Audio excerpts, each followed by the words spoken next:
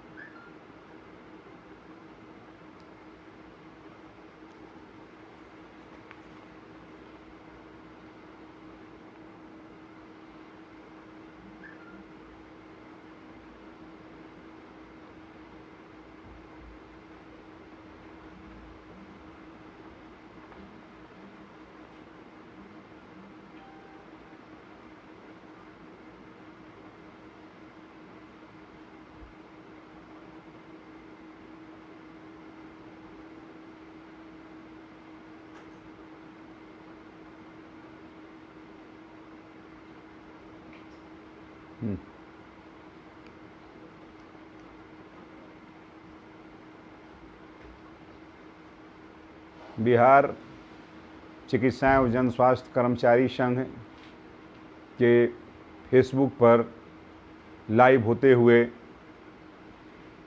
हम बिहार चिकित्सा जन स्वास्थ्य कर्मचारी संघ के तमाम राज्य स्तर, जिला स्तर, प्रखंड स्तर के पदधारक साथियों का, तमाम सदस्यों का, बिहार चिकित्सा जन स्वास्थ्य कर्मचारी संघ के द्वारा संचालित तमाम संघर्ष समिति के सदस्यों का, नेतृत्वकारी साथियों का क्रांतिकारी अभिनंदन करते हैं। साथ ही साथ बिहार और इस देश के तमाम उन जनवादी ताकतों का जो मजदूरों के शोषण और दमन के खिलाफ संघर्ष करते हैं और मजदूरों के बेहतरी के लिए आवाज़ उठाते हैं, उनका भी हम आज क्रांतिकारी अभिनंदन अपने संगठन के अपने तरफ से करना चाहते हैं। साथियों, पूंजीवादी व्यवस्था में श्रम के द्वारा जो अतिरिक्त मूल्य पैदा किया जाता है, वहीं अतिरिक्त मूल्य मुनाफे के रूप में पूंजीपति को प्राप्त होता है। देश को आज़ाद होने के बाद इस देश में मिश्रित अर्थव्यवस्था थी, यानी सरकारी क्षेत्रों में भी काम होता था और निजी क्षेत्रों में भी काम होता था।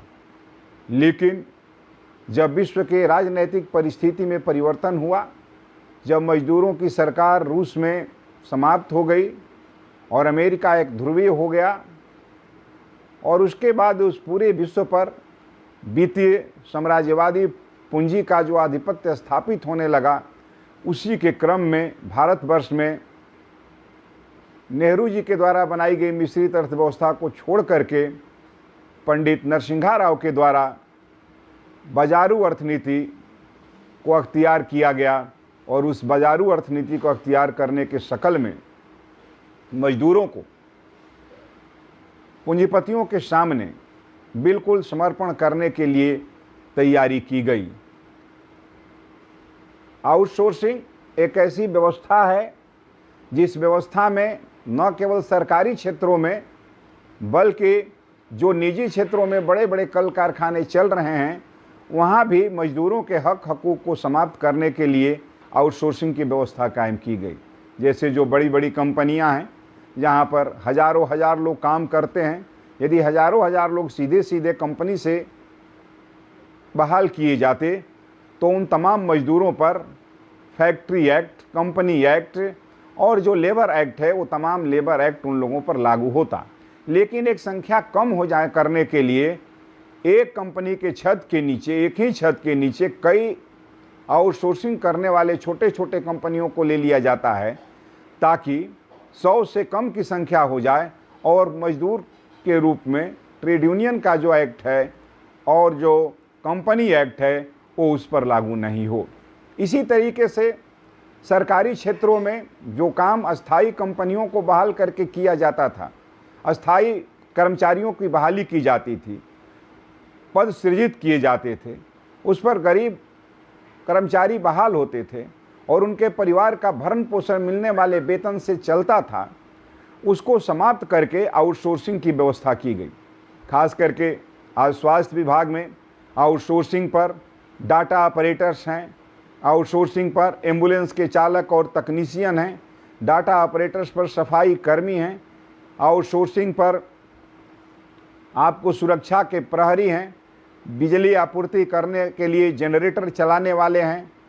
और यही नहीं, आउटसोर्सिंग पर जो स्वीकृत रिक्त पद है उस पर भी संविदा की बजाय सरकार के द्वारा मेडिकल कॉलेजेज में आउटसोर्सिंग से ही सेवा ली जा रही है।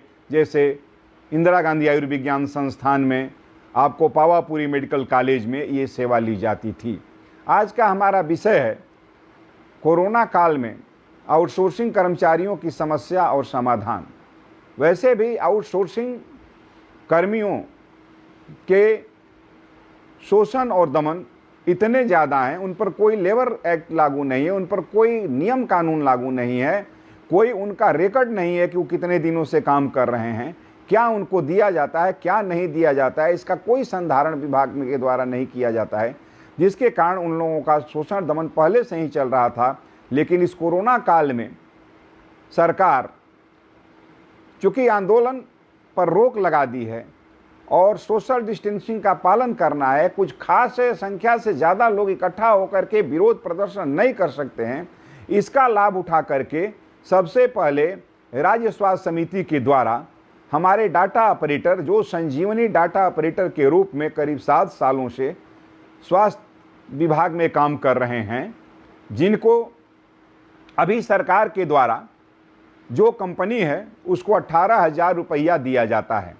18,000 रुपया में एक डाटा ऑपरेटर को 3,000 रुपया EPF और ESI की सुविधा के लिए दर्शाया जाता है। 3,000 रुपया वो GST देता है। 3,000 रुपया जो सिस्टम है उसकी आपूर्ति के नाम पर वो कटौती करता है, लेकिन कहीं भी सिस्टम जो ठेकेदार है उसके द्वारा आपूर्ति नहीं किया गया। और ऐसा करके एक डाटा ऑपरेटर का करीब 3,000 रुपया हड़प लिया गया। EPF का कोई हिसाब किताब नहीं है, ESI का कोई हिसाब किताब, ESI का कार्ड ही नहीं मिला है, उसका हिसाब किताब रखने का सवाल नहीं। उसका जब कार्ड मिलेगा तब ESI के अस्पतालों में उसको सुविधा प्राप्त होगी। यानी ऐसे करके 3,000 रुपया यदि हम जोड़ें उसका सिस्टम का, और करीब 2,000 डाटा ऑपरेटर बिहार में हैं और 7 साल से काम कर रहे हैं, यानी 84 महीना में करीब 5,40,00,000 रुपया ठेकेदारों के द्वारा कर्मचारियों का, डाटा ऑपरेटरों का गबन कर लिया गया। लगातार संघर्ष चलाया गया। पहले बिहार में 4-5 कंपनियां काम करती थी जिनके यहाँ ठेकेदार के रूप में डाटा ऑपरेटर काम करते थे। उसके बाद बेल्ट्रॉन लाने की बात हुई 2019 में, वर्ष 2019 में, और इन सब को हटाने की योजना बनी, जिसके खिलाफ डाटा ऑपरेटरों ने संघर्ष किया। और उस संघर्ष के बाद उस समय के तत्कालीन जो ईडी थे लोकेश बाबू, उनके हस्तक्षेप से उनका हड़ताल महीनों दिन चला। वो हड़ताल का समापन हुआ और वो हड़ताल के समापन के बाद सारे के सारे लोगों की सेवा समायोजित हो गई। फिलहाल अभी एक दूसरे को ठेका दे दिया गया है, वो उर्मिला इंटरप्राइजेस को। वो उर्मिला इंटरप्राइजेस कहता है कि हम एग्जाम लेंगे टाइपराइटिंग का, और एग्जाम लेकर के तब हम नए सिरे से रखेंगे, और ये एग्जाम तो एक बहाना है। इसी उर्मिला इंटरप्राइजेस को पटना जिला में संचालन करने के लिए मौका दिया गया था, जहां पर उसने डाटा ऑपरेटरों का वेतन का भुगतान नहीं किया, जिसके कारण उसको ब्लैकलिस्टेड करके हटा दिया गया। लेकिन पता नहीं, वो बोरिंग रोड कृष्णापुरी में उसका कार्यालय चलता है, और बोरिंग रोड कार्यालय में बड़े बड़े राजनेताओं के घर हैं, मकान हैं, पदाधिकारियों के घर हैं, मकान हैं। पता नहीं किस संपर्क के आधार पर उसको टेंडर पुनः पूरे बिहार का दे दिया गया है, और उसको ये कंप्यूटर प्रशिक्षण का विद्यालय इंस्टीट्यूट चलाता है, और उसी इंस्टीट्यूट के माध्यम से नए नए लोगों को वह ले करके ये तमाम को हटा करके बहाल करना चाहता है, नए लोगों को बहाल करना चाहता है। अभी जो डाटा ऑपरेटर हैं उनको करीब 9,000 रुपया मात्र भुगतान होता है, जबकि जो रोगी कल्याण समिति के डाटा ऑपरेटर हैं उनको 15,000 रुपया भुगतान होता है। तो अभी पूरे बिहार के डाटा ऑपरेटर्स हड़ताल पर हैं, और उनकी मांग है कि बिना सेवा शर्त इनका समायोजन उर्मिला इंटरप्राइजेज में किया जाए। बिहार चिकित्सा एवं जन स्वास्थ्य कर्मचारी संघ ये मांग करता है कि जो आउटसोर्सिंग पर काम करने वाले लोग हों, चाहे किसी भी किस्म के आउटसोर्सिंग पर काम करने वाले लोग हों, उनकी सेवा 60 वर्ष तक बरकरार रखी जाए। डाटा ऑपरेटर कि जो स्वास्थ्य विभाग में काम करने वाले, चाहे डाटा ऑपरेटर हो या कोई भी आउटसोर्सिंग पर काम करने वाले लोग हैं, वो अस्थायी प्रवृत्ति का ये विभाग है। ठेका उन्मूलन अधिनियम 1970 कहता है कि जहां स्थायी प्रवृत्ति का काम चल रहा हो वहां ठेका संविदा पर बहाली नहीं की जानी चाहिए, यानी इनकी सेवा 60 वर्ष रहनी चाहिए। और डाटा ऑपरेटर का जो ये परियोजना चल रहा है संजीवनी, इसको योजना में तब्दील करते हुए पदों को स्वीकृत कर इनको अस्थायी बहाली करना चाहिए। जो 18,000 रुपया सरकार ठेकेदार को दे रही है, वहीं 18,000 रुपया इसको मानदेय दे सरकार, और इसी पर इसको मानदेय देकर के भी राज्य स्वास्थ्य समिति में फिलहाल समायोजित कर ले, और आगे आने वाले दिनों में HR पॉलिसी बना करके इनके पदों को स्वीकृत करके प्राथमिकता के आधार पर इनको नियुक्ति कर दिया जाए, और इनको वेतनमान वहीं दिया जाए जो वेतनमान स्वास्थ्य विभाग में काम करने वाले संगणक को मिलता था।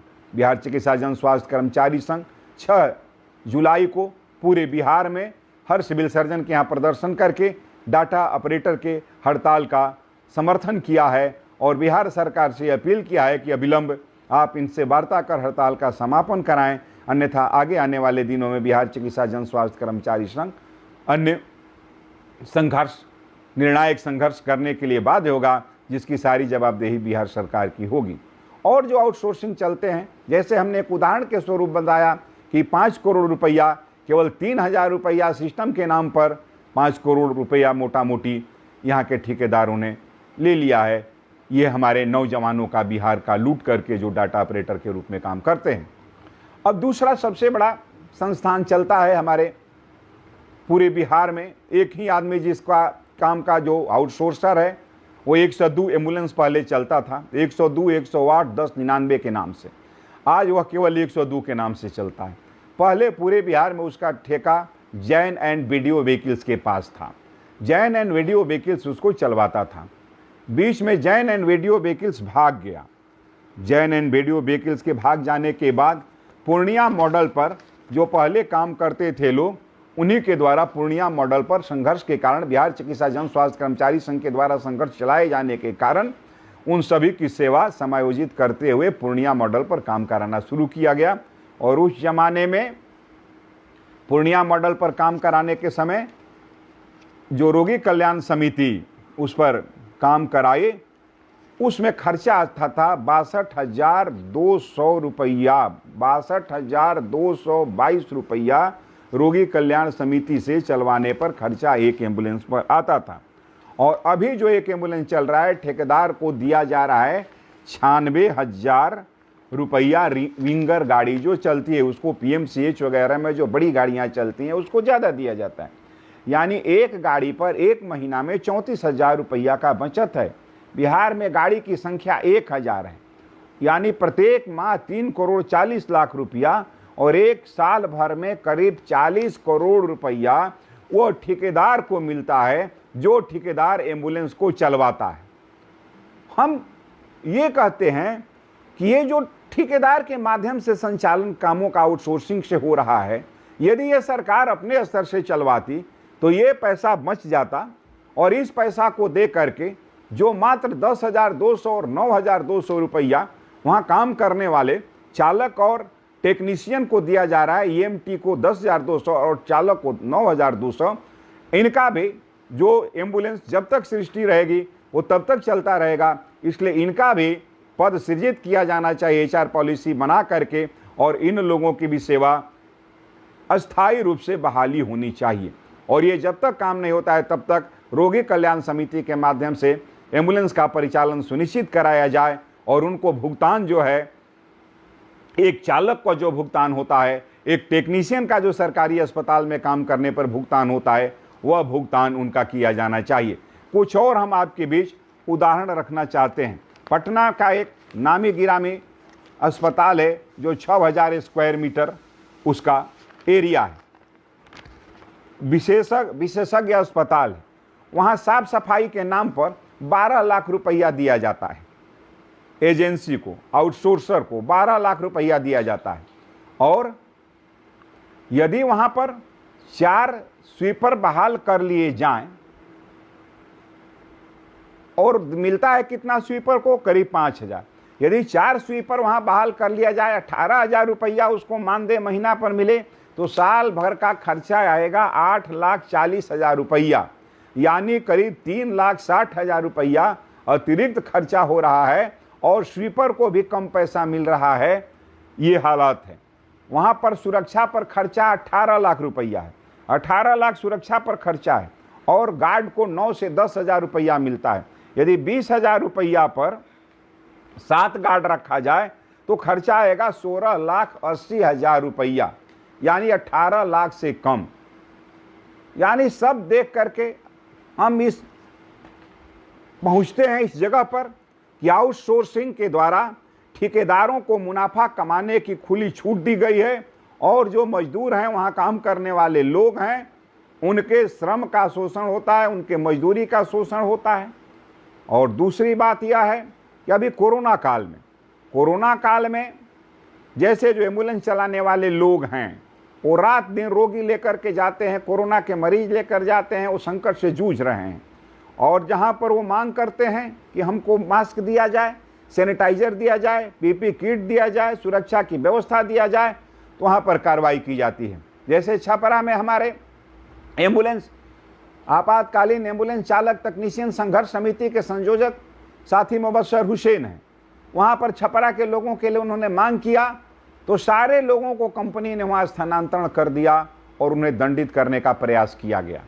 और कोरोना काल में सारा डाटा ऑपरेटर्स, जिन लोगों ने न केवल डाटा सिंक्रोनाइज किया बल्कि रेलवे स्टेशन पर, रेलवे प्लेटफार्म पर जा करके रोगी की पहचान, आइसोलेशन वार्ड में जा करके रोगी का पहचान और तमाम काम किया, उसको पुरस्कार देने के बजाय एक तरफ सरकार कहती है कि जो कोरोना में काम किया है उसको हम प्रोत्साहन राशि देंगे बिहार सरकार के सरकारी कर्मचारियों को, स्वास्थ्य समिति के प्रबंधकीय कर्मचारियों के, संविदा पर कार्यरत कर्मचारियों को, पदाधिकारियों को, और दूसरे तरफ जो आउटसोर्सिंग में काम करने वाले लोग हैं उनकी सेवा समाप्त की जा रही है डाटा ऑपरेटर की। यह बहुत ही चिंतनीय विषय है।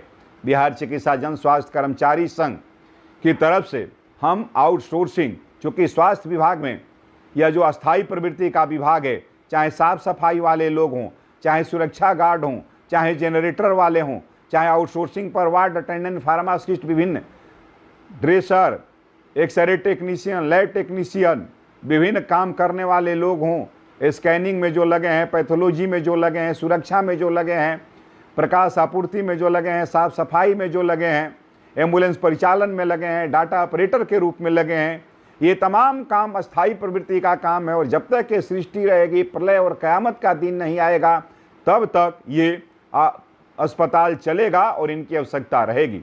इसलिए इनको परियोजनाओं को योजना में तब्दील करते हुए, ये तभी एचआर पॉलिसी बना करके सभी का पद स्वीकृत करते हुए इनकी अस्थायी बहाली होनी चाहिए। और जिस पद के विपरीत ये लोग काम करते हैं उस पद का जो वेतनमान बिहार सरकार के द्वारा दिया जाता है वह वेतनमान दिया जाना चाहिए। जब तक ये काम नहीं होता है तब तक आउटसोर्सिंग में काम करने वाले लोगों की सेवा 60 साल तक बरकरार रखने संबंधी आदेश निर्गत होना चाहिए। होता यह है कि 1 साल 2 साल काम किया, दूसरा आउटसोर्सर आ गया, दूसरा सेवा प्रदाता आ गया, वो हटा करके दूसरे को रख लेता है और बकाया पैसे भी इन लोगों का नहीं देता है। इसलिए 60 साल की सेवा रखी जाए और इन लोगों के जो मानदेय का भुगतान है वो खाता के माध्यम से हो। इनको ईपीएफ का अद्यतन करा करके प्रत्येक व्यक्ति के हाथ में उसका अद्यतन ईपीएफ का हिसाब किताब का कागज मिलना चाहिए, ईएसआई का कार्ड मिलना चाहिए और इन लोगों को नियुक्ति पत्र मिलना चाहिए। साथ ही साथ ये जिस संस्थान में काम कर रहे हैं वहाँ के जो अधिकारी हैं उनके द्वारा एक हाजिरी भाई अटेंडेंस बुक प्रमाणित करके बनना चाहिए और उस पर इन लोगों का हाजिरी बनना चाहिए ताकि इनकी उपस्थिति सुनिश्चित हो और ठेकेदार जबरदस्ती आप आए हैं नहीं आए हैं कह करके इनको पैसे को नहीं काट सके। ये तमाम मांगों को लेकर के बिहार चिकित्सा जन स्वास्थ्य कर्मचारी संघ संघर्ष कर रहा है और हमारे डाटा ऑपरेटर भी हड़ताल करके संघर्ष कर रहे हैं। अब इसमें सवाल है कि इसमें लड़ाई 2 प्रकार की है, एक प्रशासकीय संघर्ष है, एक राजनीतिक संघर्ष है। प्रशासकीय संघर्ष यह है कि जो आपको हमारे आउटसोर्सिंग में काम करने वाले मजदूरों को सरकार के द्वारा जो दिया जाता है राशि, वो राशि जो हड़पी जा रही है ये प्रशासकीय अराजकता के कारण ऐसा हो रहा है। इसके खिलाफ हमको संघर्ष करने से हमको जो हमारी राशि जो लूटी जा रही है उसके लूट पर रोक लग जाएगी। लेकिन आउटसोर्सिंग समाप्त हो जाए, पदों का सृजन हो जाए, अस्थायी बहाली हो जाए। ये 2 प्रकार की बहाली, एक प्रकार का बहाली है कि दूसरे जगह ड्राइवर का बहाली निकले, टेक्नीशियन का बहाली निकले, डाटा ऑपरेटर की बहाली निकले और उसमें इनको संविदा कर्मियों के तरफ 5 नंबर का छूट दे दिया जाए, 25 नंबर मैक्सिमम, और इनकी बहाली कर ली जाए। लेकिन हम इसके पक्षधर नहीं है। जब इनकी आवश्यकता है तो ये पद स्वीकृत होना चाहिए और यह लड़ाई राजनीतिक लड़ाई है। इसकी शुरुआत किसने किया? इसकी शुरुआत कांग्रेस के ज़माने में हुई और अभी भारतीय जनता पार्टी के द्वारा की जो सरकार है, बिहार में भारतीय जनता पार्टी और नीतीश बाबू की जो सरकार है, ये सरकार तेजी से आउटसोर्सिंग को और चला रही है। और दुख का विषय यह है कि इसके जो ट्रेड यूनियन हैं, जो कांग्रेस के ट्रेड यूनियन इंटक है, जो भाजपा का ट्रेड यूनियन बीएमएस है, वो भी कहीं कहीं जा करके ये आउटसोर्सिंग के मजदूरों के हड़ताल में नेतागिरी करते हैं। जब उन्हीं की पार्टी की सरकार है, उन्हीं के मंत्री हैं, उन्हीं के सब कुछ लोग हैं और उन्हीं की ये नीति है, तो ये कैसे हो सकता है? जब तक इन नीतियों को ये लोग नहीं छोड़ेंगे तब तक ये नहीं होगा। आप याद करिए, जब बिहार में नीतीश और लालू जी की सरकार एक साथ चलती थी, उस समय एम्बुलेंस के लोगों ने हड़ताल किया था। उस समय अभी जो बिहार सरकार में मंत्री हैं लोग, ये मंत्री लोग जा करके आपके टेंटों में, 102 के लोगों के टेंटों में जा करके बैठते थे, घंटों भाषण देते थे, आपके पक्ष में कहते थे। लेकिन आज आ जाने के बाद फिर वहीं के वहीं हैं। और ये जो आउटसोर्सर हैं इसमें सत्ताधारी दल के लोग शामिल हैं। सभी जानते हैं कि पशुपतिनाथ डिस्ट्रीब्यूटर जो संचालन करता है 102 का, उसमें 30% बिहार के एक सांसद का शेयर है, उनके पुत्र उसमें शामिल हैं। ये बात सर्वविदित है। और इसी तरीके से पहले जो जैन एंड वीडियो व्हीकल चलाता था, उस जमाने में भी ये बात आई थी, वो तत्कालीन वित्त मंत्री के पुत्र के इसमें संलिप्तता पूरे भारतवर्ष में एक ही आदमी को मिला हुआ है। तो आपको अपने दोस्त और दुश्मन को पहचानना होगा। आपको देखना होगा कि कौन राजनीतिक पार्टी ने इसको शुरू किया। ये कांग्रेस के रिजिम में शुरू हुआ, ये भारतीय जनता पार्टी और जदयू के शासनकाल में ये तेजी से चल रहा है। तो इसके खिलाफ जो ट्रेड यूनियन होते हैं वो राजनीतिक पार्टियों के ट्रेड यूनियन है। इंटक कांग्रेस का ट्रेड यूनियन है, भारतीय मजदूर संघ भारतीय जनता पार्टी का ट्रेड यूनियन है।